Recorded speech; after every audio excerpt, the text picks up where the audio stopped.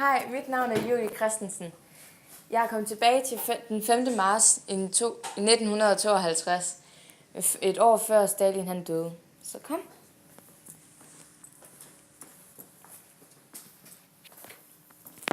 Hej, Julie Christensen. Nå, okay. Kan jeg stille dig et par spørgsmål? Da. Godt. Hvordan har din barndom været med dine forældre? Min far var dranker. Han drak hele tiden. Han tæskede mig og min mor gang imellem. Og hvis han ikke gjorde det, gik han på gaden og tæskede folk der. Han døde heldigvis i en maskinulykke. Min mor, hun var sød og venlig. Hun tog sig altid af mig. Men så sendte hun mig på præsteskole.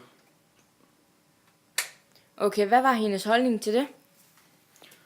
Ja, hun prøvede på, eller hun ville have haft, at jeg skulle være præst. Ja, det lykkedes vist ikke rigtigt.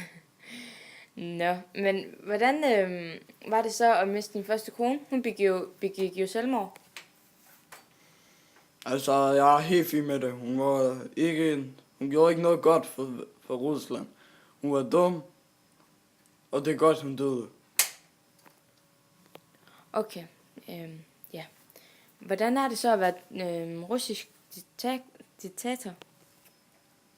Det er meget skægt, fordi du får, hvad du vil, og du kan gøre lige, hvad du vil. Og i biografer, alle folk, de rejser sig op, når de ser dit navn på skærmen. Nå, ja. Hvordan har du så med, at du kun har et år tilbage at leve i? Hvad mener du med det?